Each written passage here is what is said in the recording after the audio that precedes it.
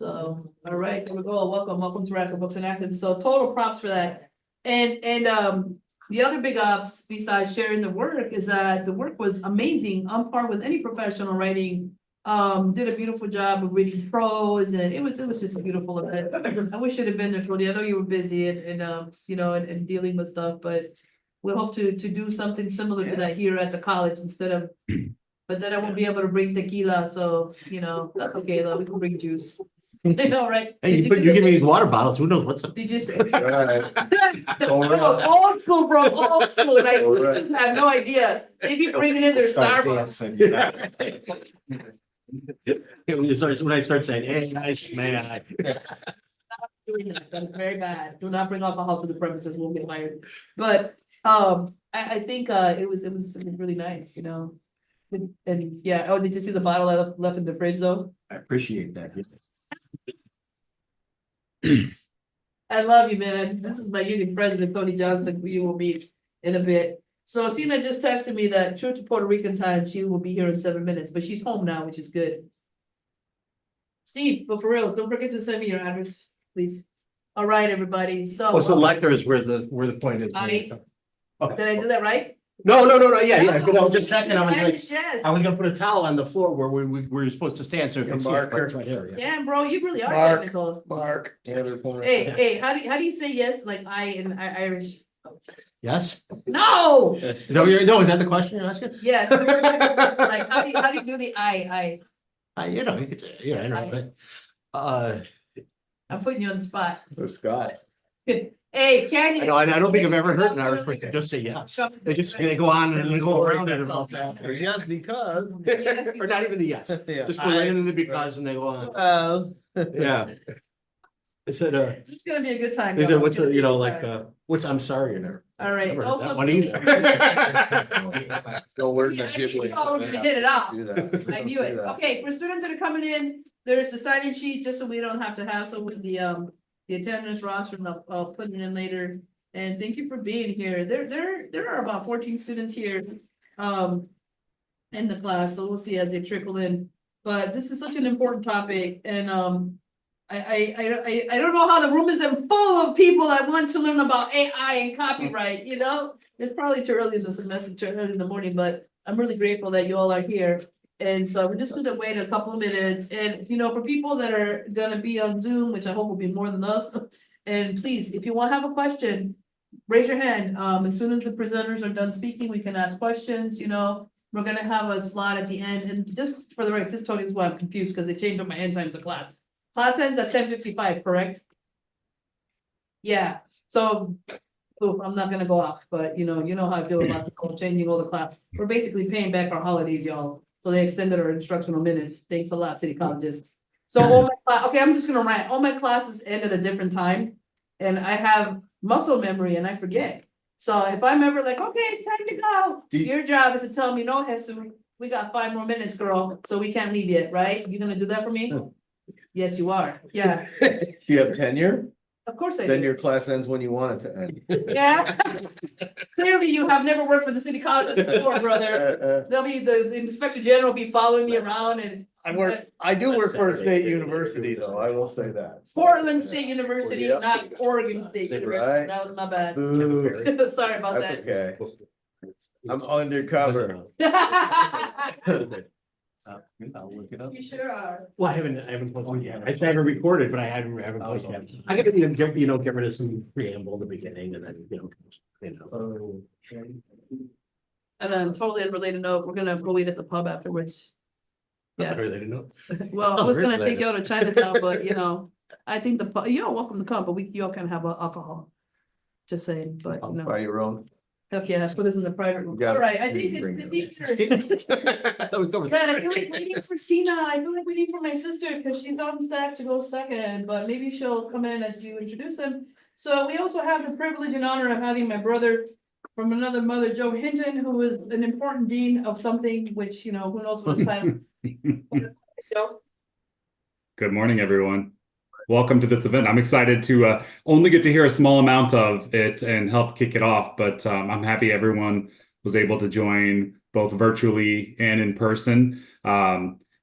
Jesus' joke about me being the dean of something is fair, because just last week I inherited 2 new departments. So yeah, our transfer department and our workforce department also report to me in addition to career development. But we think about AI in a lot of these spaces. So I'm really excited to hear via the reports from everyone and the recording that just started that all the things that you talk about today. We think a lot in career spaces about folks who are entrepreneurs, who are self-employed, how they protect themselves, and I think that this is a central conversation. My bad. Sorry, continue, brother. I thought it was That's like, all right. That's all right. all this technological, hey, maybe the AI would resolve all these matters. Go ahead. And I was kind of afraid I was hearing myself twice, and that's something that I never want to have happen. But I do want to. Yeah, right. It was my alter ego, my much more intelligent artificial version of myself. But I'm really excited to see the recording of this event. I wish I could stay for the entire event, but I do want to thank Stephen, Cina, Theodore, Tim, and Tony for giving up their time and talents to just have this important conversation, sharing with both our students here at Harold Washington College, but also everyone else who sees the artifacts of this discussion, how we frame ourselves as both individuals with agency and importance and voice, and protecting ourselves against technologies that are still evolving and are still uncertain to so many of us, is such an important conversation. So really, Jesus, thank you for establishing this conversation, continuing this conversation. I know this has been important to your work. So really have a great conversation, and I'll be excited to hear about the results. Thank you, brother. And this is the first in a series. There's one coming up on the 14th on AI and labor. And then next year, because I don't want to overdo it, next year I'll do a series on AI and teaching, which I know is very important to all of us and to students as well. So let's give a big ups to Tony Johnston, local 1600 union president. I always say he's mi president and my president. And just welcome, Tony. Good morning, everyone. Good morning. As Jesus said, my name is Tony Johnston. My current role is president of Cook County College Teachers Union, and we represent full-time faculty, full-time professionals, and part-time professionals, as well as security in the city colleges. But in another life, I worked at Truman College for most of my years as a coordinator of tutoring, and then as an adjunct and briefly as a full-time faculty in history. So I have been part of the city colleges for quite some time, and I'm just really happy that Jesus is taking this on. She's been a chapter chair at Harold Washington for many years. She no longer has that role, but quickly when she transitioned to it, I said, hey, we need to start a standing committee that will connect with other labor groups, other community groups, other cultural groups, and I knew she was the perfect person. And so what she mentioned, the event last week was something she put on this as well. And as she said, there's going to be others. And these are the sort of events that I think are important for our union to sponsor. AI is going to be, it is so impactful right now for our faculty and staff, and obviously for students as well. And we're going to have writers here speak to how does this impact them in their professional writing careers and copyright. But from a union perspective and an educational perspective, obviously our faculty and staff need to be very aware of what AI is and its impact and its future impact. And from a union standpoint, we need to make sure that our faculty and staff are harnessing it for its purpose. And that's to help students and to help services for students, but not to replace jobs. Here, brother. And so, probably not so much this forum, but in subsequent forums, we'll talk about how, from a union standpoint, we want to address and engage with AI. So 100%. again, want to thank Jesus and want to thank the guest speakers who are taking part here, and thank you all for attending. And I unfortunately have to in a few minutes go to a short meeting, but I'll be back to listen to the rest. So Perfect. Thank you, thank Tony. you very much. Right on the spot. All right, so we have the orders that I did take questions, but I like to free flow it. And like I said, once the speakers are done speaking, so each speaker is gonna maybe go for about 5 minutes or less. And I had some basic questions like how do you define AI, you know, and this and that. But up next is Steve Miller. Steve Miller is my comrade from California. He was a former union steward and retired educator, but also really was up on the SAG-AFTRA strike. And the SAG-AFTRA strike was very interesting because they want some language in their contract regarding AI that was very important. But you know, he's got a lot of years of experience and research. And take it away, Steve. Well, thank you very much. This is a great opportunity and it's a critical discussion. I taught biology here in Oakland in the Flatland schools for 25 years. For half that time, I had my students copywriting their own DNA. And this is because AI and DNA and other things are categorized as intellectual property or software. The same thing. Intellectual property is a form of private property. By that, I mean not personal property, not the stuff that we use every day, like a car or where you live or your clothes, but private property is really corporate property in this country. Intellectual property rights include patents, copyrights, trade secrets, even plant varieties, and of course, drugs and databases. These are all formed up by algorithms, which are essentially creations of the human mind and exist as software, but as intellectual property. Unlike other forms of private property, intellectual property is unique. Even Thomas Jefferson recognized that the special quality of intellectual property because it can be shared without losing it. His metaphor was it's like a candle. You can light your candle from mine, but it doesn't diminish my candle. But if you take my car, I don't got it. So that's the difference between material property and what they often call intangible assets.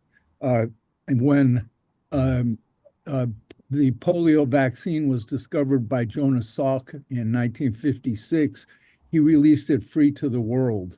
Also, Tim Berners-Lee did that with the basic software for the World Wide Web. That's right. When Salk was asked, why didn't you copyright it or patent it for yourself? He said, you can't patent the sun. The issue is really, can the elements of nature be patented? We know, we saw with COVID that the mRNA vaccines were developed publicly. They were appropriated privately by corporations. And because of that, they were not shared. This imposes a huge cost on society. And with COVID, that meant millions of people were dead because of this. The US rounded up all the vaccines. They never shared them. They decayed and were no longer useful, and they tossed millions of them into the trash. For US corporations as a whole, the intellectual property is measured at trillions of dollars of value of the corporations.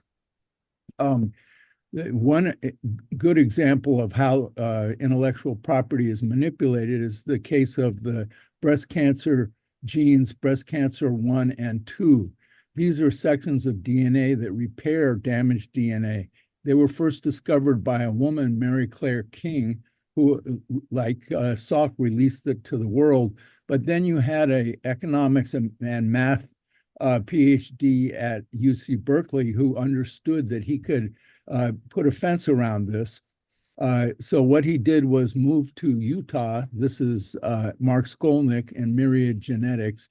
The Mormons have quite a database of family patterns of disease and stuff. So he scanned them and isolated the location of the breast cancer 1 and 2 genes. Then he patented it.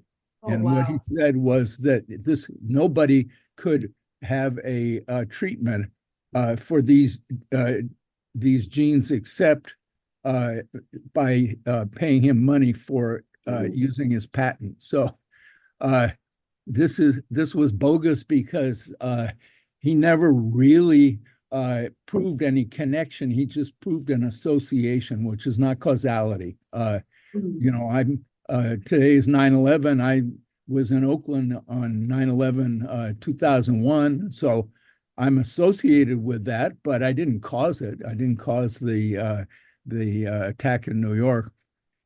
Secondly, many other researchers contributed to his discovery. So he didn't do anything unique, and his tests were not unique. Nevertheless, for almost 25 years, everybody who wanted to be treated or have the breast cancer treated by this had to pay him money for this. And finally, in 2013, the Supreme Court ruled that this patent was illegal on the basis that it wasn't a human invention, that it's a product of nature. The problem is that that's not a principle yet. That was the first crack in the edifice around this, but it's still, you know, all forms of intellectual property are still private property. We see this likewise with AI. There's a software called RealPage, which is used by landlords all over the country to coordinate rent hikes. They're now being sued by the Justice Department. The corporations that have benefited from this are not being sued, just the people who created the AI, which is RealPage Incorporated. It's a price-fixing software, and we should be aware that now in the United States, private corporate landlords control the majority of rents, including not just apartments, but houses, condos, warehouses, etc. The year that RealPage hit critical mass and was made public was 2016. Since then, the rents in Los Angeles, for example, went up 41%. Jesus. Since 2016, homelessness has increased from 582,000 in the United States to 653,000. The number of people dying on the streets has also skyrocketed. All of this was contributed to by RealPage, which allows landlords to play all kinds of games with their rents and jacking them up and things like this. We can say that there's nothing really natural about intellectual creations as private property. It's a privilege that's allowed certain people. For example, Bill Gates owns the software for Microsoft, and therefore you have to pay him to use it one way or the other.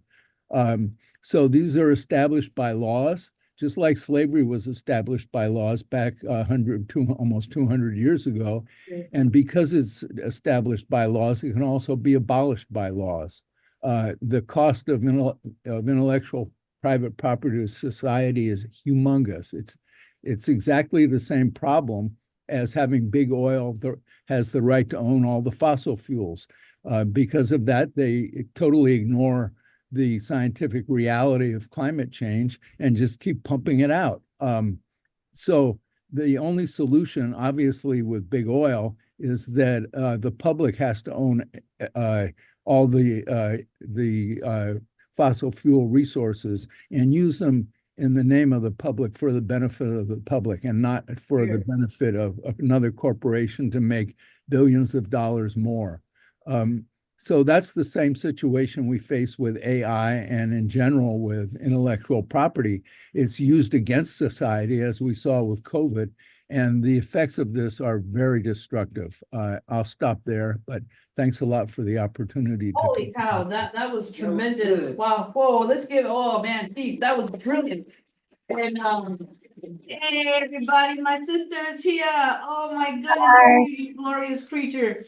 That was brilliant, Stephen. I don't know how much more I can contribute beyond that. No, I mean, that's just brilliant. I'm like, I'm over here writing this all No, down. I framed it like this because I want the conversation to flow, and I did have some, you answered the question of artificial intelligence, but I think it was very good. But Cynthia Pelayo is my sister, and y'all should mute your phones and silence them, please. Thank you so much for pretend that's like the movie commercial. Mute your phones.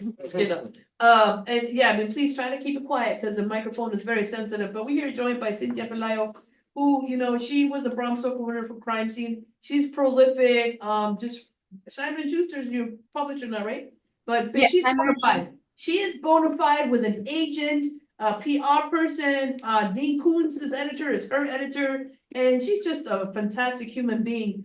Just all around warm and a mother of 2 children, and just a beautiful soul. It's an honor to have her here. She is going to be reading from her book, probably Forgotten Sisters, or whichever she chooses, and talk about how she feels, because the issue of AI and copyright to me is fundamental. And I am angry when I hear that ChatGPT has absorbed the work of my friends. And I don't think that's right. The corporation should not be able to have automation that produces the same work as human beings and then sell it, right? And so now we got a competition problem, and it was hard enough to hustle in the traditional and non-traditional publishing industry as it was. So, you know how I feel about the students and just my public in general. But go ahead, Cynthia. Let's hear from you, sister. Yeah, no, I mean, the publishing industry is difficult for anyone navigating it. And especially, I'm Puerto Rican. And so for diverse people, it's that much more of a challenging landscape. And so we have to navigate, of course, our writing and balancing work, our own families, our writing, trying to query an agent. And then once you find an agent, that's just still the beginning of the story. You still have to finish your manuscript. You still have to go on submission. You still have to then find an editor that will love your work and then champion your work at an editorial meeting, because an editor can completely fall in love with your manuscript. And then it gets to the desk. They have to then present it to like all these fancy people. And then there has to be an agreement to purchase your work. And then we are up against things like once our books are launched, publicity, marketing, everybody, we're fighting for attention from everyone. And now you're throwing in AI. So now it's like, there's something else that we have to be cognizant about. And the issue is like with writers like authors like Paul Tremblay, they're involved in the formal lawsuits that our manuscripts are being fed into AI so that somebody can come and just type, write me a novel that sounds like Stephen King from the perspective of Pennywise. And it could regurgitate, because that's what these machines are doing. They're training these machines to sound like us and to art that we create. And so that's a massive issue because, like you said about money, I mean, I'm doing this now full time and our money is very inconsistent. It ebbs and flows. And so now we're competing against corporations sometimes and individuals who are trying to steal our work. And Cynthia, I gotta say, I also put it on Amazon because, and the lazy writers, I mean, come on, man, do your job, do your craft. I don't understand how you can call yourself a writer and have ChatGPT spit out a book and then you sell it on Amazon and there is no disclaimer, nothing in there that says this was produced by AI. They ask the question when you produce books. I own an independent publishing house and they'll ask you, was any of the content created by AI? Yes, no. I proudly put no, because I do not use AI, right? But that to me, I don't know if you can speak to that briefly before you read your beautiful work that you humanly created without the use of AI.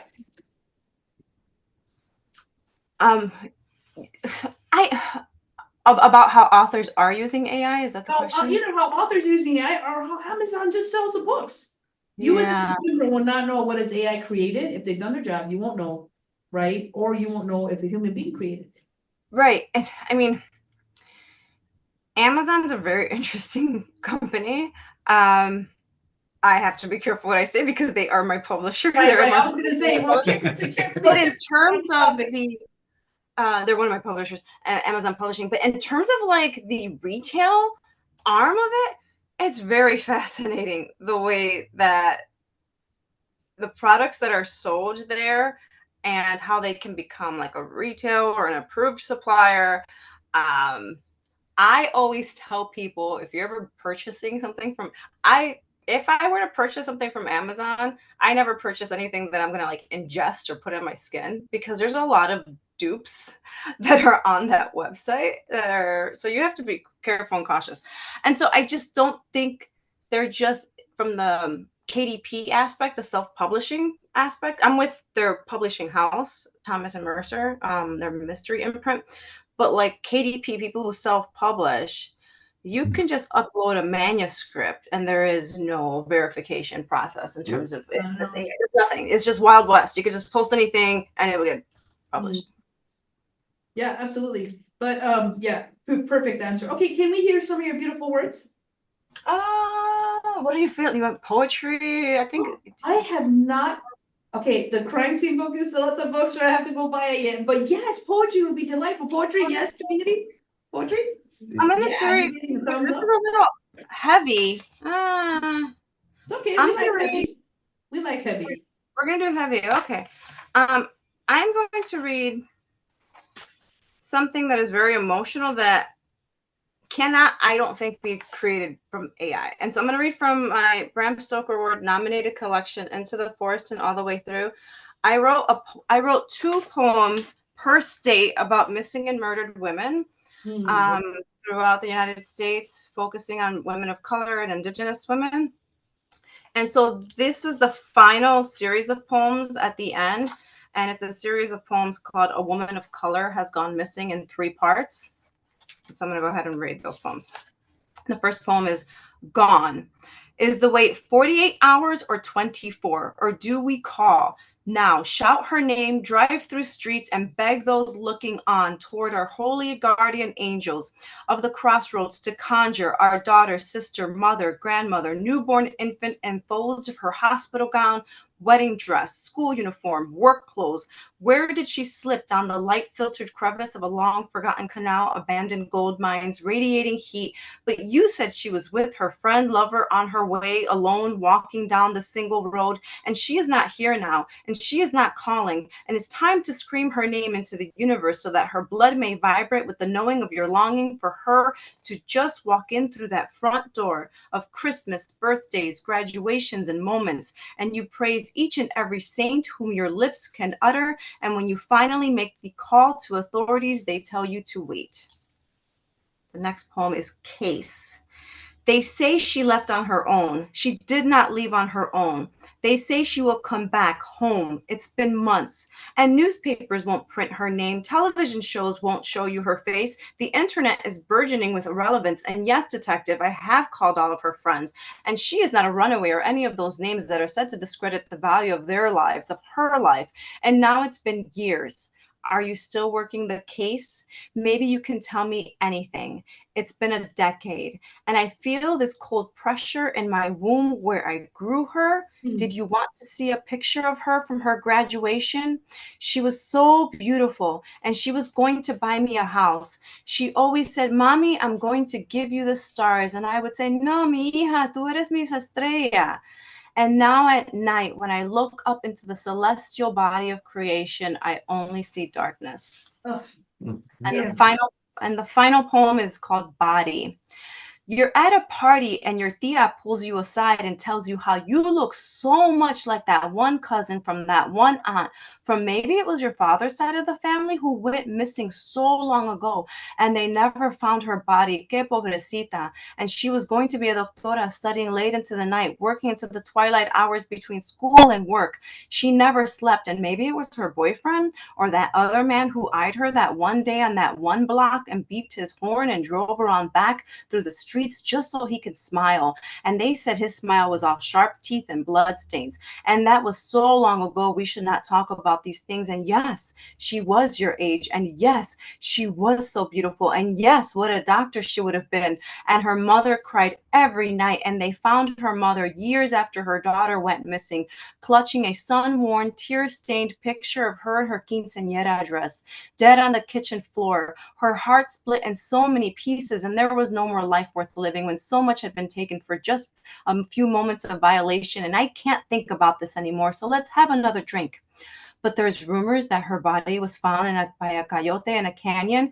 But let's never talk about these things and forget how she must have been so scared when she was pulled into a car driven by someone that was not her home, touched and taken by someone who was not her love, and discarded away, fluttering the wind like prayer flags. Her memory now joined forever with the missing and the murdered, forgotten and ignored. Women, our little girls. Thank you. Great. And so I wanted to write. Thank you. I wanted to make me cry, but that second poem, woo! I wanted to be specific because AI cannot do this. It cannot create this emotional intensity, and that's what we are as human beings. We're emotional creatures, and so much of what is being created is so very flat. And but yeah, that's my contribution. Thank you so much for having me. I can't believe it didn't win. What's up with that, you know? Crime Scene did win in 2023. And like I said, it's still waiting for me at Harper's Books. I just gotta go buy it. I get busy. But that was tremendous as ever. I knew you were a great poet. Now, verified, bona fide, right? So up next we have my brother from another mother, Theodore Van Alst, or as I like to call him, Theodoro behind his back. Theodoro is just prolific in terms of his editing and his publishing. The last piece I'm still reading is Pour One for the Devil, which just has tremendous wordplay, and the translations are amazing, so good. And so he is here from Portland State University, and here doing a residency. So we have a privilege and honor of having Theodore here in person. So let's give him a big ups. Cina, how are you? Hey, I'm good. How are you, my brother? Good, my sister. I wish you were here. I know. I just dropped the kids off at school. So That whole life thing, right? Yeah, the life, yeah. Miss Well, you. the things you talk about being a writer, I mean, yeah, that's just the steps, you know, and then they're like, oh, you have an advance that you will get in for separate and additional payment. It's not like people, you know, you can't live like you used to be able to. You can't live off of that. Four So- payments? What Oh, the yeah, hell? you get like a payment Come on now. when they say yes, then you get a payment when they accept the manuscript, and then when it gets published, you get a payment, and then what is it, a year? They have like a year to pay you the A balance. year from you guys on signing, on acceptance of the manuscript, on publish, and first year. So they split out our payments, and then you have to then you hopefully you create enough of a backlist. You're getting royalties, but it's And you gotta I'm pay agents, and yeah, you gotta pay agents are commissions and all- tax. Our taxes are It's a hustle. insane. We get taxed incredibly. Oh, Like yeah. 40%, 30 to 40% is what we pay. So if we get an amount, 30 I'm to not, 40. sister. Did you say you got taxed 40%? I think that's what it is. That's You self- know, Joseph. Self-employment tax. I'm setting up an Employment LLC, girl. That's what you gotta do. freelancer tax, yeah. Yep. Yep. And so What about? we have to create. I had to create an LLC to go through so I can be taxed hopefully a little bit less. And That's the what only I'm reason gonna do. yeah, you need to So- do definitely So set up yeah, a I can answer that question real quick. Sorry, sister, I didn't mean to interrupt. So self-publishing, which I did a few times myself. You still have to pay taxes on that. You don't have the reach that a traditional writer may have. And you're still gonna have to hustle, and the hustle is gonna be selling books in person. Because at the end of the day, the amount of book sales you're gonna have in Kindle, unless it hits the audience hard, it's rare. Just like the Stephen Kings and the J.K. Rowlings are rare. I mean, they're struggling too, I suppose, but not like Cina and Theodore, right? So whether you go non-traditional or traditional, it's still gonna be a hustle. You feel me? Oh, yeah. You may have more control over the craft, but good luck getting that broad audience, because that takes a long time too, a Yep. long time. Yep. Yeah, hit it, brother. All right, so, yeah, I'm a professor, at Portland State University, which is kind of my job, but I'm a writer. I get to finally say I'm a writer, so, Finally, but. I'm trying to sign it. I got my writer's ass is gonna have to pay to get into the National Book Summit, but I'm the co-editor of Never Whistle at Night, which was nominated for Bram Stoker 2. And a bunch of other awards, but you know who else had a book out that year? Jordan Peele, so we keep losing our ass to Jordan Peele, so, but that's okay, because there's worse people to lose too, right? Never Whistle at Night's been out, best-selling list, like, you know, the indie best for like 49 weeks. We're waiting for this week, so almost a year since it's been out, so it's really good. And I write my own stuff. I got a new book coming out. I'm from Chicago. I was born in Uptown, live in Wicker, Bucktown, all over the north side and the south side a little bit. Called Sacred Folks, that comes from University of New Mexico Press. There's like a trilogy. It's all Chicago stories, just like grown up, stupid gangbang and stuff like that. So I wasn't sure what we were going to talk about today. And then I was like, okay, we're going to talk about AI. So I'm going to do two things. One, I'm going to say AI is coming for people like us, right? AI is the guys in the back of the room who made fun of the people who were in the front of the room during the literature class because they couldn't do that thing, right? But now they're going to make computers do that thing so that they can just get rid of us. They don't need the annoying artists. They don't need the people holding up the mirrors. They don't need the writers and the painters and all of that. That's what that's about. And they are fully vested in this thing. That's why AI is everywhere. You can't even search on the internet or on Facebook or anything like that without having an AI assist to it, right? And they're constantly scraping everything that you say, everything that you do, and they're trying to normalize it, right? We're by union people, and that's right. I'm not the chair anymore, so I'm now union represented. So what is AI? What is original AI, right? There used to be a huge middle class in this company of people who built automobiles and all kinds of things. AI automates that job. And takes that job from them. Forever. The goal is to get rid of jobs and people who do things for a living, right? So if they can write books, if they can create art, if they can make movies, if they can do all of that with AI, what do? We just have to sit and consume, right? That's right. So the goal is to have a bunch of people mildly educated who can get their order right at the store. People are mildly educated who can find their address to deliver their stuff. But you and I, creatives and people who want to work or people who want to make things with their hands, they don't want us doing that thing. So for me, AI is the enemy completely. Period. Right? Period. Right. So let's ask the enemy, right, about some of these things. So a buddy of mine, Scott Andrews, this really smart guy, is at Cal State Northridge. He's a fellow Native Studies guy. He's a citizen of the Cherokee Nation. I'm a Mackinac Bands of the Ojibwe and Ottawa Indians. Up in Michigan is my enrollment, but I grew up in Chicago, right? But here's a fellow Native scholar. And I'm gonna read this. I asked Chat GPT, you all know the joke about Chat GPT in French. Chat No, GPT. tell us. So Chat GPT in French means, hey, cat, I farted. So Chat GPT, that's what that means in French. So he said, I asked Chat GPT a question. Why is Chat GPT bad at answering questions of literary analysis? So we asked the enemy directly, right? And it answered, and there's some serious answers here. One, it says off the bat, Chat GPT can sometimes struggle with literary analysis because of a few core limitations in how it processes information and interprets text. So if you're using Chat GPT and you know Chat GPT or you know AI, know that your professors know how this thing plays out. One, Chat GPT has lack of deep understanding. While ChatGPT is trained on vast amounts of text, it doesn't understand literature in the way a human does. Literary analysis often requires subjective interpretation, emotional resonance, and understanding of subtle themes, symbolism, and deeper meaning. It even talks like an asshole. And deeper meaning that may escape a purely text-based processing model. It can analyze patterns and recognize tropes, but it can't grasp the essence of a story on an emotional or personal level. Muchas gracias, Cina Pelayo, for showing us that emotional level. It has no personal experience or bias. And remember, this is ChatGPT telling on itself. Yeah, right. Human literary analysis is informed by personal experiences, cultural background, and emotional responses, which give depth to interpretations. ChatGPT lacks personal experience, so its analysis can sometimes feel mechanical or shallow.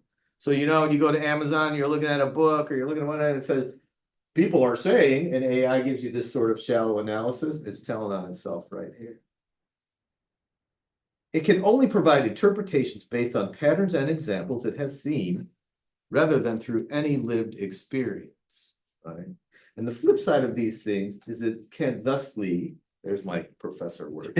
And thusly? Thusly, it cannot create those same things that it's telling you it can't analyze because it doesn't have the experience to do so.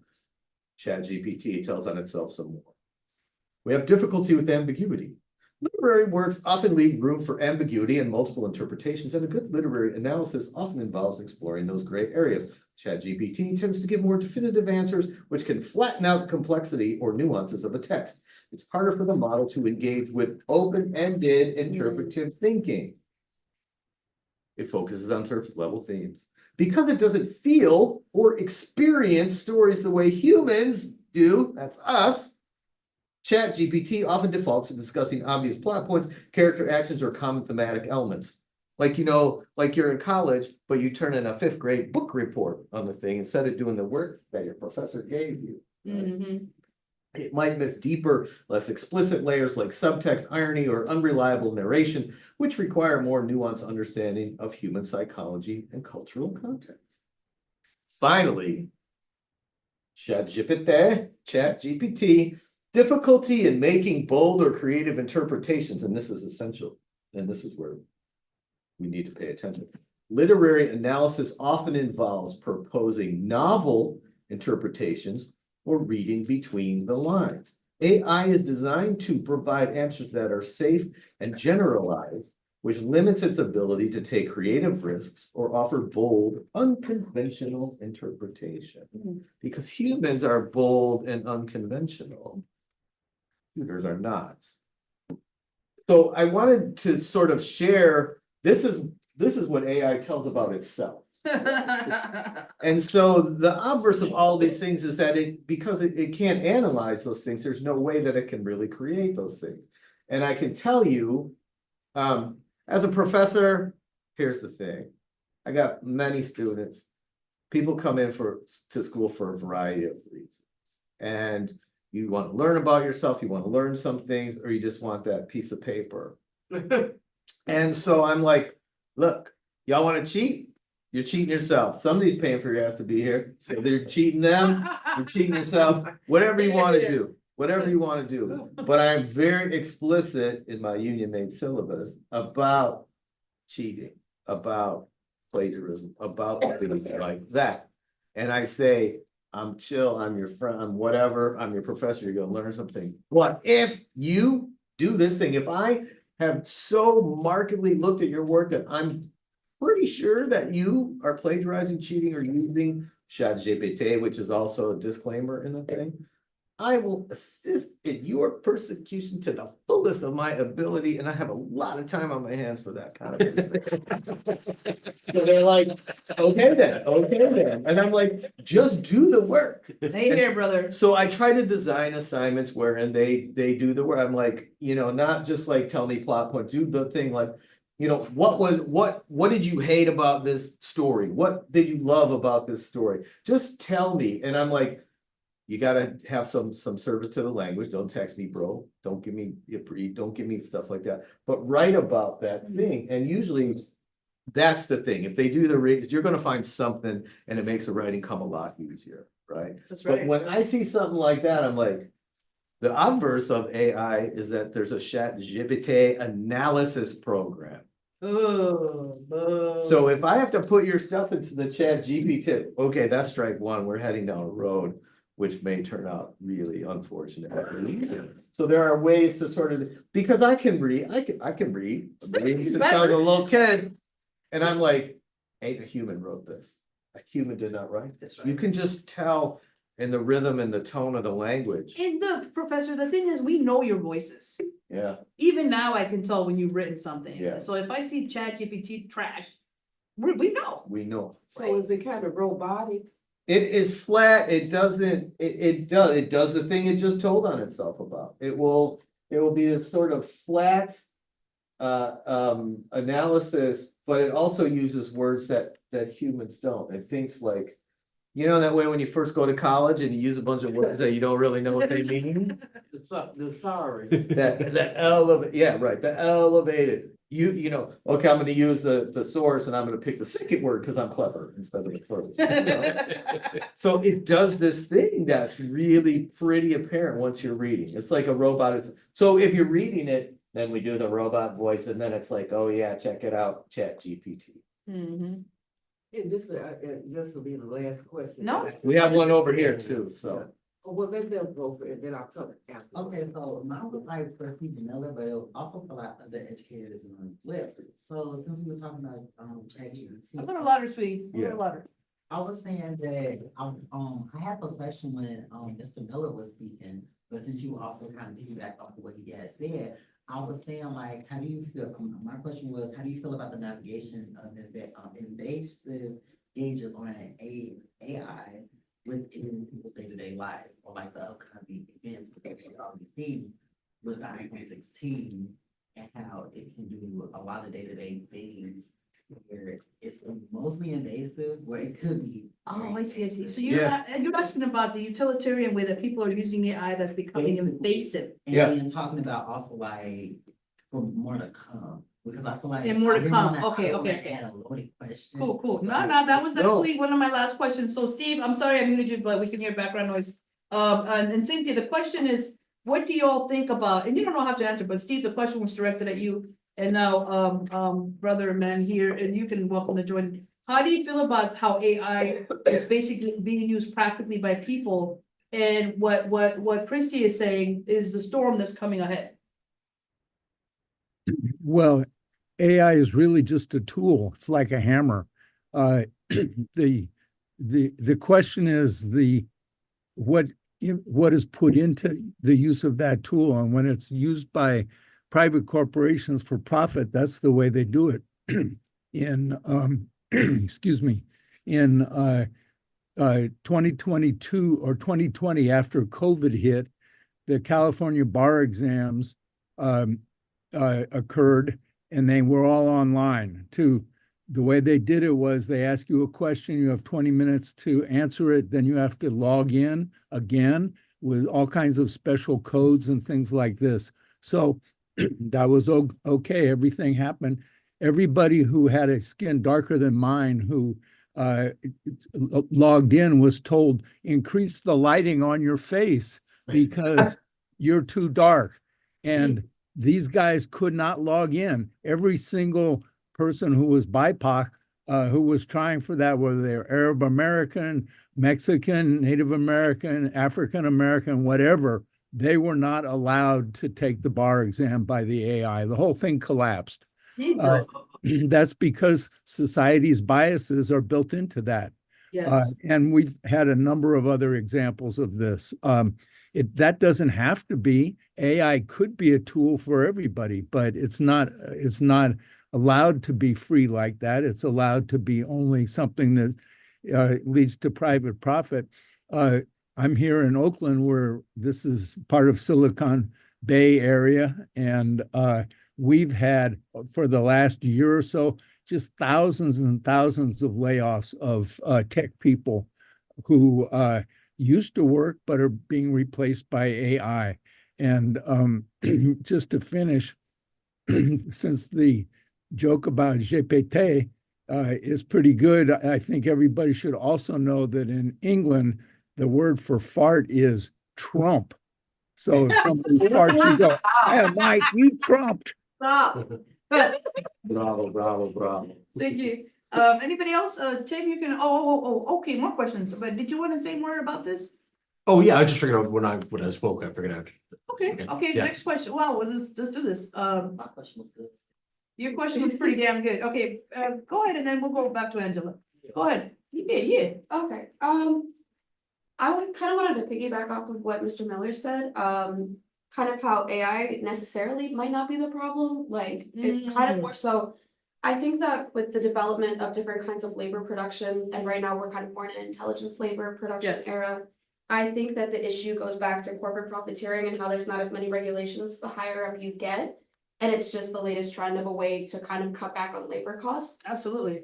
Do you think that I know like stuff like Grammarly can be used in education, especially like similar programming can be used for students who are ESOL or with dyslexia. Do you think that we'll ever get to a point where we can simply use AI to further develop society, education? Oh, girl, steal my heart and stole my last question. Did y'all get that? So can we use AI to further develop society, to benefit society, essentially? That's an excellent question. And I think that most of it actually rests on that question, because I see it in far more, I'm Gen X, maybe. I see it way more cynically. I see a drive in this country on the part of these people to make this sort of neo-feudal society. Here, I see AI this aggressive AI creeping into everything, and you can see it. You can, what was the name of that? I'll look it up. Use your brain, right? So I go out of my way to just, no phone, it's in there, let's dig that out. Because eventually everything, AI is, I don't have to do that.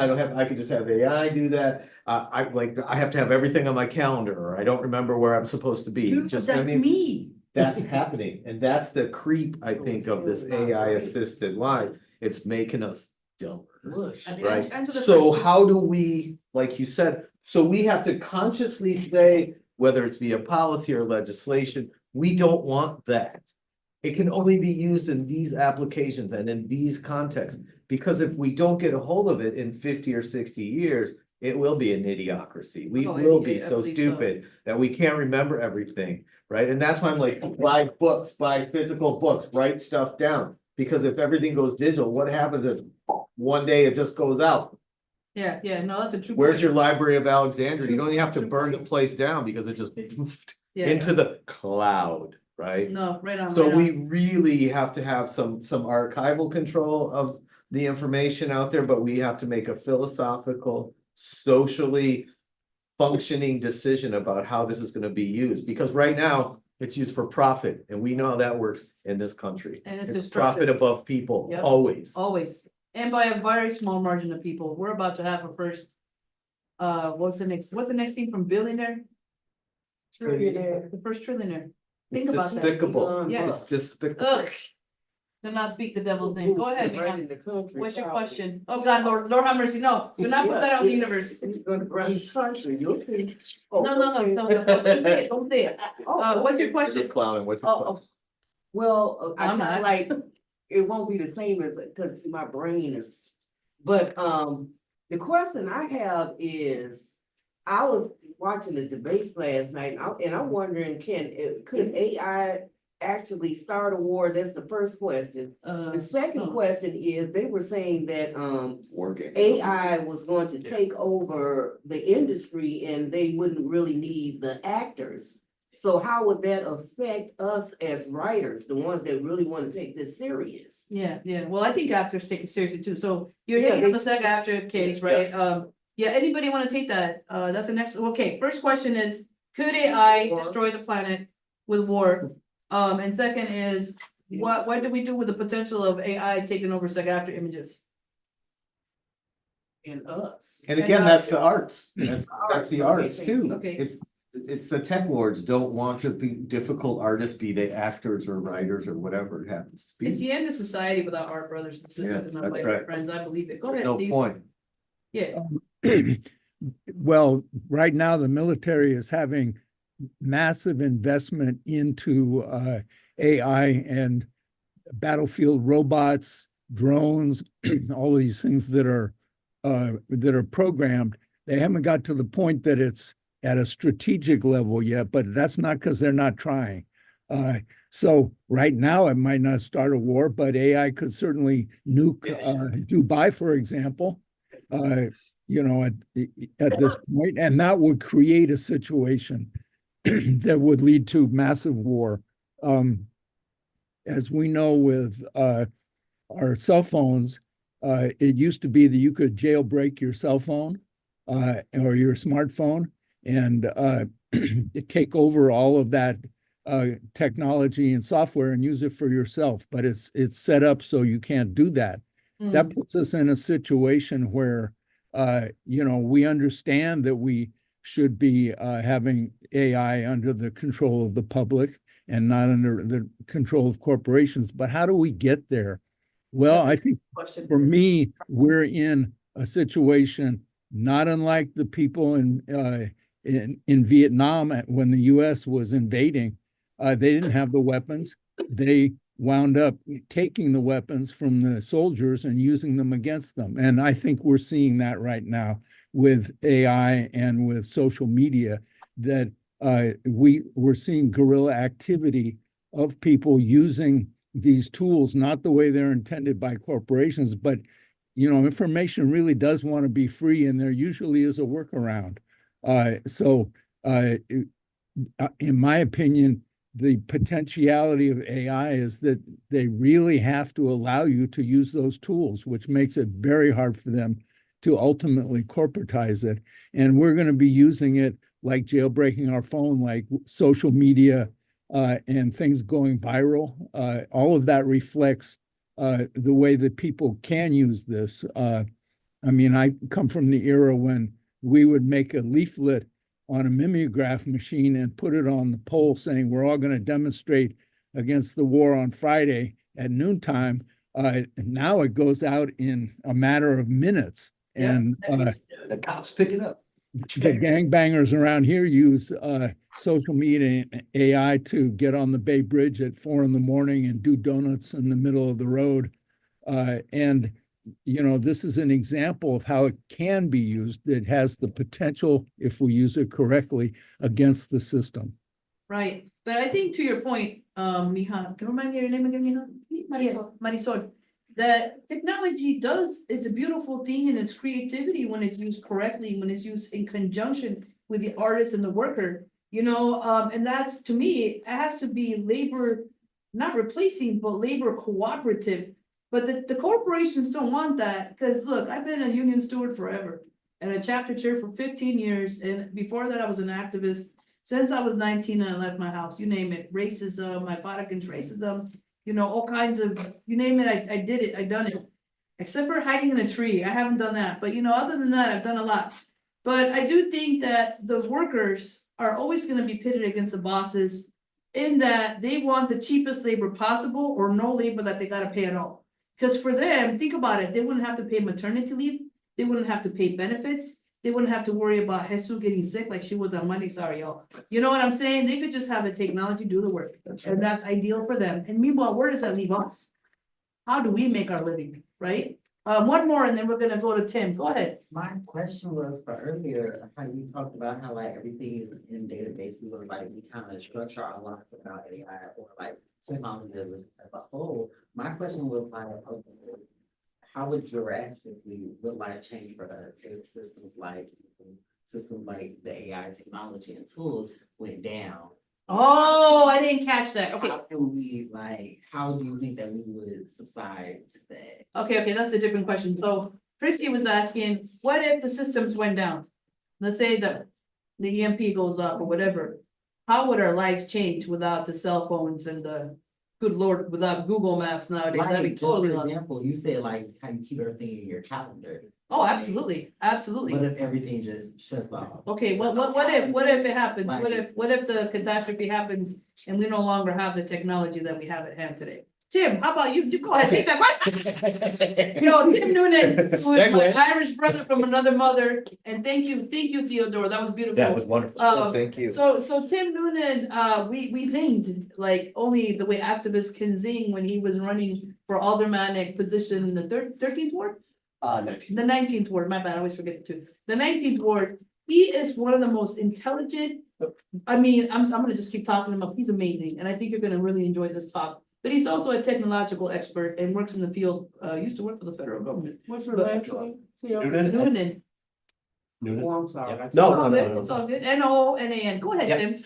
Well, my name is Tim Noonan. My background is IT, and I'm not here to defend AI, but I'm here to kind of try to put it into into how it is in our world and how it will fit in. My background started with content management, where it's trying to gather content and to be able to process content and be able to use content for making decisions. And then with the price of storage dropping dramatically and the price of processing dropping dramatically, then there was these firms that would start harvesting data, and they harvest data and then they make decisions based on that data. The work I've done in the last probably about 15 years is working for the federal government doing FOIA and e-discovery, where we're taking large amounts of data, processing it, and then handling it for whatever questions that's going to be addressed with, with the data. So that's kind of where I'm coming from that standpoint. But this being how you would see like an Amazon or a Google, that they're taking the data and then making you There was a famous statement of, if you're not paying for the product, you are the product. Mm. The case of you are the product, they took your data, they synthesize it, and they have you in a box. And then they treat you like a box. That's where you see like particular document or particular books and things suggested. And you see like you're scrolling and you're like, hey, didn't I just look at that? Not, look at the website that and there, or even talk about it and it shows up in your Amazon thing. So you are being listened to more than you think you are. But the AI is, since it could be monetized, that's why we're seeing the influx of how AI is now kind of permeating our lives. Now, there's some time ago, and actually you can look it up, and unfortunately it comes up all the time, that AI is like for bots, where oftentimes they use bots to answer often asked questions. And there are a lot of people who would play with the AI and they would have the bots repeat racist things back to them. Because what they do is they take the data, they process it, and then send it back to you. So if you give a seed of information to that, they will take that, process it, and then use that as their data as a knowledge base to be able to kind of repeat back. So you could actually play with these things in order to kind of have it come out the way, to whatever you want to do. The AI is like, I don't know if you remember the movie Beautiful Mind, where he takes large amounts of data and tries to find patterns. And that's what AI is trying to do, is trying to find a pattern. Now, we all have patterns about how we, either we write or we whatever we would do, we have patterns, even the way we drive. So these are instinct sort of patterns that we have, and that's what they're trying to do, and then finding it and then putting it into a box, a categorization. I think you had asked before about how you could kind of tell the difference between AI generated information and human generated. There's a thing called uncanny valley, where it's just like it's almost right, but it's not quite, there's not life in there. So that's Yes. there is a thing where you could see that's where where you could tell the difference.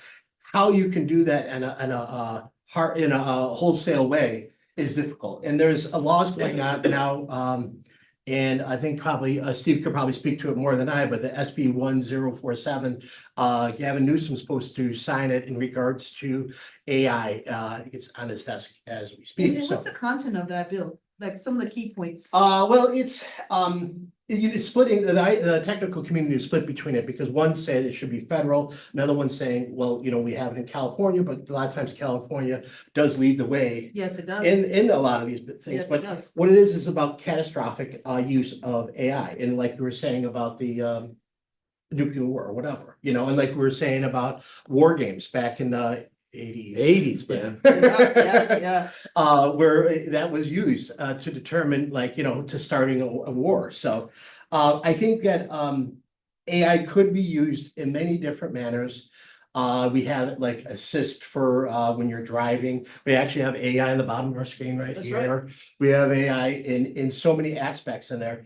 The issue, I think, lies in the harvesting the data and how that data is being used.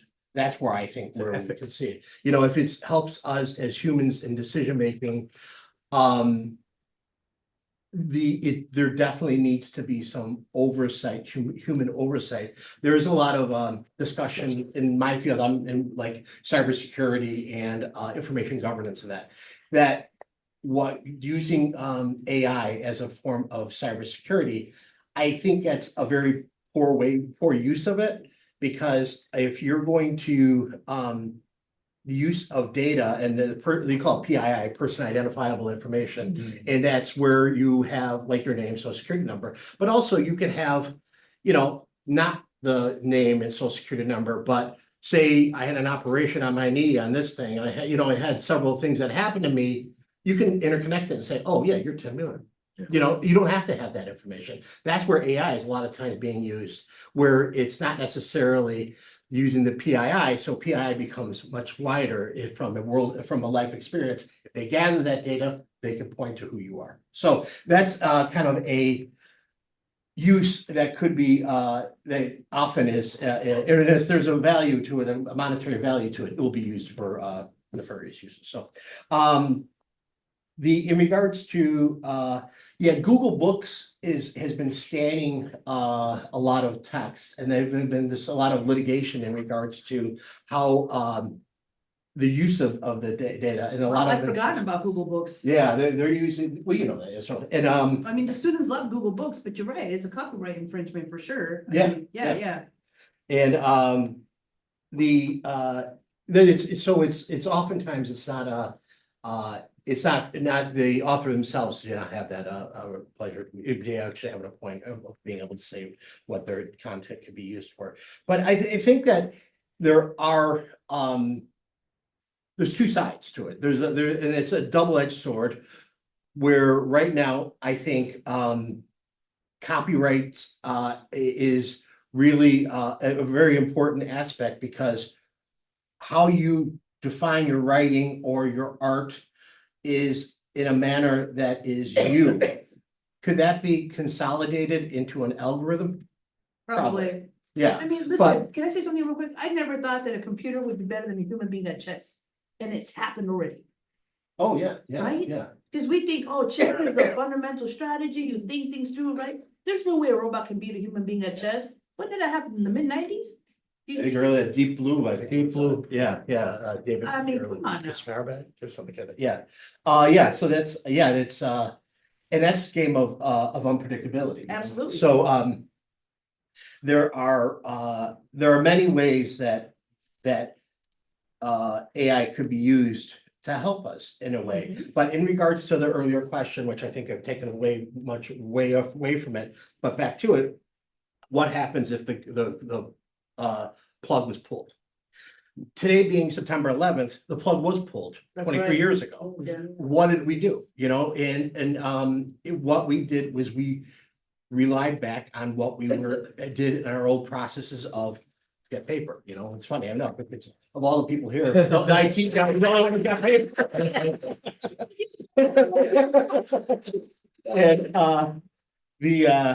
And actually, it's funny enough, in Russia, KGB went off grid and they only use paper. Yeah. Yeah. Wait, so for that, they've gone off grid now? probably about 5 years ago. Yeah, Shit. it's been a while, yeah. Yeah, and Can I pick up something too today also, not just that, but there's another 9/11 that we should think about when they pulled the plug in Argentina and instituted a dictator with our Chile, support. Chile, And part of Chile, my Oh, yeah, bad. Pinochet. Yeah, and that 9/11, I think is important to day. remember today, same day, yeah, absolutely. Henry Kissinger. Yeah, Rob. Won't speak much on that. But there are different types of AI, and they could be used to benefit and to hurt mankind. There is a movie called Eve. I don't know if you ever saw it. Yeah, I think it was I've Eve. seen Was it. that, I is think that the one with yeah, the yeah. cartoon where it's also the people became just kind of lazy and dependent on robots to do it? Oh, no, that was Wally. Wally, that's what it was. Wally. Wally. Eve was the name of Eve. the one that was in that. movie. Yeah, Yeah. yeah. So Wally, and it was it made us not challenge ourselves, and as human beings, we're still. There's an animal aspect of us, of individualism, of creativity, that we need to express. If we give that up, then that leaves us just kind of amoebas in a way, just kind of waiting. Yeah. Well, or as consumers, as Theodore said, I mean, but then if we can't work, how are we gonna, I'm sorry, I'm just. Right. I think about this a lot. If we can't work, how are we gonna consume? Yeah. Right? And I know like one of the things that fascinates me is the tech giants in the late the early 2000s, we're talking Bill Gates and others saying, well, they see what's coming and they're the cause of it. Why don't we have a universal basic income? Right? Yeah. But that's still not gonna be enough. I don't think not that people need to work for pay, but people need to function and do things. And art to me is one of the most fundamental things that a human being can do. You don't even gotta pay me to write. I do it because I love it. So nobody told me to get up at 3 a.m. I do it because I love the That's right. craft. That's You know what right. I'm saying? That's Yeah. right. But anyway, I'll stop interrupting, but No, this is, I dig it. To that point, we were saying about, like even stores on State Street, we don't have, Carson's or Marshall Fields or that now we have like a flattened, we have Truth. all of them are like big box stores. Yeah. So we don't get to have. And, those and I individual think stores. some of us are old enough too. I mean, I grew up here. The last building was in Chandler's up in Evanston. But think about, we used to have elevator operators. That was Yeah. a whole ass Yeah, job. that's People right, did that. that's That's right. what they did. And now Yeah. it's like, boop, you just push the button. That put a lot of people out of work. And so every sector, the possibility now exists that you could experience that same thing, Right. obsolescence. And you're- Including us, teachers. Oh, yeah. Absolutely. When I started teaching about 15 years ago, they asked me to do an online class, and I said, "Who owns this property after you pay me?" And they said, "Well, we do." And I said, "Bullshit, I'm not doing this, Yeah. even though I'm a junior professor. You're holding out this money because then they could just record me and charge me for that class. They don't even need me. They in. don't Yeah, do And it. I'm No, like, I'm not and doing that. that. That has been a struggle. I'm not here doing that. in our academic system in terms of. That's what they want. Then it's just Yeah, a yeah, talking head. You can go to class, attend anywhere. All the stuff that makes it easy for you to do will get rid of us as professors. Well, for us, it was registration, because I'm one of the weirdos, in a good way, not a Trump way, I'm a good weirdo. That I love talking to students, Yeah. I love registering them, I love they automated the system. Yeah. And so now they're like, oh, we made a mistake a few years back, Uh-huh. now we gotta do registration back with the humans, because students don't know what they're doing, and of course they don't know what they're doing, it's a new system, for crying out Well, loud. they wanted us all online, and then, at the drop of a hat, the pandemic comes, turn all your classes to online classes. You Right. sign up for all the wrong classes Exactly, that have but nothing to do then with that's anything. over, and because they have contracts for food, for parking, for all these things, they need us back in person, so they're like, get your ass back in the classroom. Yeah, So it's the same thing here. It's just, yeah, it's abusive to labor. It's always So gonna what- be what could abusive you to do labor. what skill could you create where you would be irreplaceable? That is an excellent question for all of y'all doing it. What skill could you get? Having babies, I guess, maybe not even that, but what skill could we use Seen the that is picture? not replaceable? We didn't. Go ahead, Tina, did you want to answer that? Oh, sorry, go ahead. I said soft skills and something as simple as compassion. Like Yes. and Yeah. you cannot. And somebody, Stephen mentioned Silicon Valley earlier. I worked for nearly 2 decades for a global market research firm. I was a vice president in their public affairs practice, and some of my clients were ExxonMobil, YouTube, Twitter. Before Elon Musk purchased it, because once Elon Musk purchased it, he stopped paying everyone's bills, all these contractors. And so people like me got laid off because of the tech layoffs had a ripple effect. So like their contractors all got laid off. That guy scum. And so I think we are grossly lacking in basic soft skills, like things like compassion. And I think much of it is because of, and I don't want to sound like old lady scream at the clouds, but so much of our obsession with technology, and we just grow up with a phone in our face. And I grew up, I'm Gen X, I'm like the last of the Gen X. And so I remember I remember people just stopping by unannounced. And so Right, it's and like talking, yeah. conversation, compassion, empathy, you can't teach that. No, sitting around the fire and telling stories, where is that? But see what happens if it all goes down, they even got rid of payphones, right? Yeah. There's no more payphones. Truth. When you were bored, when you were a kid, you would call 555-1212 and they would tell you the time, right? There's always something to do, but those are gone. So you don't even have the fallback system anymore. No. But you wouldn't have payphone, we wouldn't have phones now either. I want to because say they're voiced quickly, over IP, That's right. so you wouldn't have that. Well, you gotta pay some serious cash to have a landline these days. Yeah, you do. Put it yeah, in- they're expensive. I had a really quick comment about culture. Tina. Somebody had mentioned something about things haven't really shifted. And so I think in the last, perhaps since COVID, even before that, we've started seeing a flattening of culture as well. You know, you can even think of something as simple as dress, the way people dressed. The way people dressed in the 50s is very distinct. The way people dressed in the 60s is very distinct. The 70s, 80s, 90s. Since that even early 2000s period, things like dress hasn't really shifted or changed. There's been a lot of replicating of previous styles and themes. We haven't advanced culturally, I think. I think there's a just flattening. bought a dress, I swear to God, I wore in the 80s, and I bought it because it reminded me of my childhood, but I was like, what's happening? You see sideburns coming back, I'm like, what? Go ahead, Steve. Well, if you look at the impact that digital technology in all its forms is having on society, it's equal to the impact of the capturing of fire by human beings way back when, before we were actually Homo sapiens, this was done. And this transforms society. This transformation is only just beginning. I mean, we're barely in the first inning, in my opinion. And I think that the corporate leaders and the people that rule this world recognize that, and they're going to be the ones who define how we make those transitions. If we let them. If we let them. But on the other hand, human beings learn socially. That's actually one of the major things that distinguishes us from animals.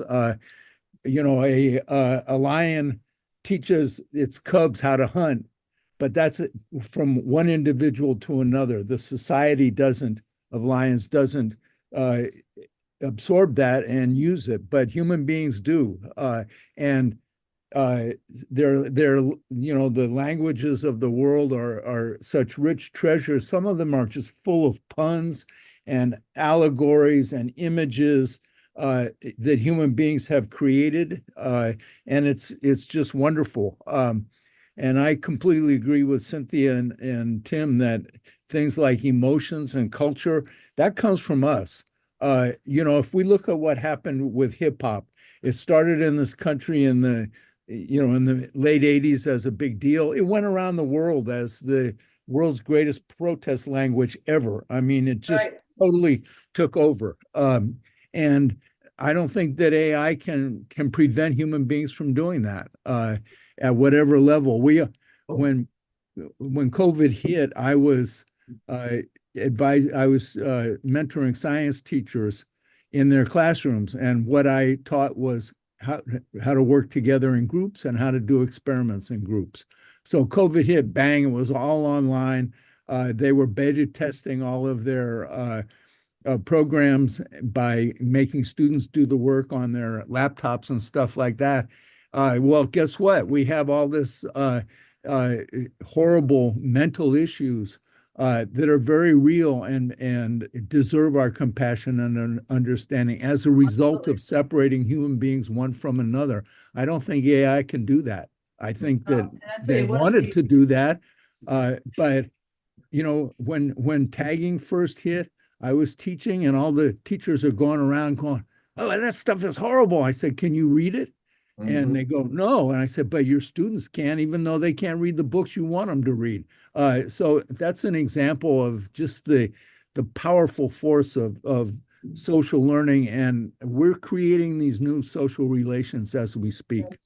You know, Steve, I'm gonna piggyback, not to get too personal, but let me tell you what, the pandemic had a huge disastrous effect on my mental health, because I'm a social creature. If you haven't ascertained that by now, I need to be around people. And it did show a lot of people how isolation was horrible, but also how terrible our mental health care system is in Chicago because of the former governor that shut down so many mental health institutions and whatnot. But I do think that technology has also afforded a connectivity that I don't understand quite. For example, I have a 14-year-old son, and they don't date. They hang out in groups. I don't understand this. And not that I want him to be a grandma quite yet. No. Don't get me wrong. But I had a boyfriend in 7th grade, right? And even that was a bit early for my generation. So I'm like, what is happening with kids and how they socialize these days? They'll hang out, they'll go out on dates in groups, they chat, they Discord, they do this thing, but it's very odd. I don't understand it. It's an enigma. It is an enigma for me, right? Yeah. But it is something that's also leading to cooperation, and what they're discussing is so high level. Like the other day, they were talking about the environment, and I was like, damn, I'm on par with any college professor. I'm telling you, they have solutions, you know, but it's still disturbing. Okay, questions from the field. Let's hear some more questions. Go ahead, Angela. And I'm sorry, you know, because I like to hear from you guys, but the thing with the schools and the mass shooting Oh, yeah. has really been bothering me. I have a godson that you have you heard of the Steam cards and No, what all is those that? cards they use for gaming? And he threatened to commit suicide if Oh my we didn't God. get him these cards. Oh, no. Oh, Steam? Yeah, yeah. And, Oh, I Steve, was- yeah, Steve. I was thinking he's becoming this sick with this gaming. Mm. So do you think that AI is connected with that gaming stuff? And do you feel that maybe a lot of this weird stuff that these young people are doing in school may be connected with the programming, the gaming, and the AI? Because it's weird, and they just, I know what you mean. And I don't and know. my grandson, my godson, it was almost like he was turning into a monster. I'm like, you guys are gonna have to get him into therapy, and it was all. Well, that here's the gaming. reality, Angela, that technology is meant to be addictive. Yeah, Social media exactly. is It's meant to be written that way. addictive. Yeah. Gaming is meant to be addictive. And so I do think that because of the pervasiveness of and where it's at, yes, it could be addictive. But why isn't that young man getting some help, right? But somebody else, I'm sorry, I talk a lot. What do you Because think about that? It's becoming sick. Yeah, it's like there's I know there's a better, someone who could speak about it better than I, but it's almost a chemical reaction where they don't allow people to be, children to be able to have the patience to like understand. It's like, I want that right now. I want that gratification. I need to have this. This is my identity. You know, it's that sort of thing. So by denying that, it feels like you're denying their identity, and therefore then who they are, who are they? So that's why I think that would go to, you know, whereas the idea of children, what children? I mean, it's not even children. That people who, you know, where that need to have the socialization, have the experiences where they're actually working with people, because the games are designed to make you hyper focus. There was a guy I worked with, and I have a terrible time focusing. There's a guy, as you can tell by how I speak. No, you're great. He goes, oh yeah, you're gonna put on this Fortnite music, so it helps you concentrate on what you're working on. That was like, that's weird. Yeah, that's what it is. It's like, oh, it helps you concentrate. But he probably games at home, dude. That dude probably games at home and Yeah, he gave it home. Oh, I'm sure he's got the big set. And so that's why, like, he's probably focused on building and shooting people. And so because he's used to that cognitively, if he plays the background music at work, it's gonna help him focus. Yeah, Even though, who wants to be at work? Come on now, you know what I'm saying? I mean, yeah, Tony, do you have questions for our speakers? Or we talked about labor unions. Yeah. We were very pro-labor in this talk. Yeah, I mean, unfortunately, like I said, I had to step I out, but, understand. I mean, I all of this is gonna impact our members. Oh, you know? absolutely. It's already impacting our members and our students, and so, I mean, the question from our standpoint as a union is, how do we get ahead of it? Because when at our conferences, the AFT has a couple of IT specialists, and this one in particular just said, you don't wait for the administration to come to you with AI. You need to, Oh, yeah. you Yes, need yes, to yes, yes. immediately start engaging on how this is impacting and how it could impact, because once they come to you, you've lost control of the situation. Yeah, And that's so- an excellent question. and that's a union standpoint, but I think it's a good strategy just for anybody in general about dealing with AI, is that don't allow it to come to you and impact you. You know, really actively look at how this is working Right. and What's beneficial. how you're using it, if you're a student, how you're using Yeah. it for your studies and things like that. Oh, you missed the most brilliant anti-plagiarism pitch that I'm gonna use Yeah. forever. But we also talked about how the laws can change, right? And so that bill in California is gonna be really important to pay attention to. Yeah. But I do think we need strong contract language, stronger than what SAG have to put in there. Language that makes the technology cooperative, not replacing. That's gonna be fundamental, whether you're a student or not, right? So listen, we're at 3 minutes, and friends, I don't know if you wanna drop your socials in the chat or where we can find you, and any upcoming projects that you have that we can support, especially for our writer friends who need our support. Read books, review the books. That's one of the best things you can do for artists, right? Read it, and yeah, thank you. Did you bring copies to sign, brother? I don't know. I didn't know what we were doing. I don't think I'm sorry. I got like one copy, but yeah, I just. You're right. Well, listen, this has been amazing and brilliant. And maybe that's what we should pick up next time. Today's gonna be about AI and labor. Let's pick up. How do Yeah, we get that's an ahead of the important curve, right? And how do we get ahead of the curve to serve our students? All right, y'all. this Thanks has for been being beautiful. here. Yeah, thank you. Thank you. Bye. All right, Great for next class discussion. period, then come with your story ideas. Yeah, okay, very good. Thank you, everybody.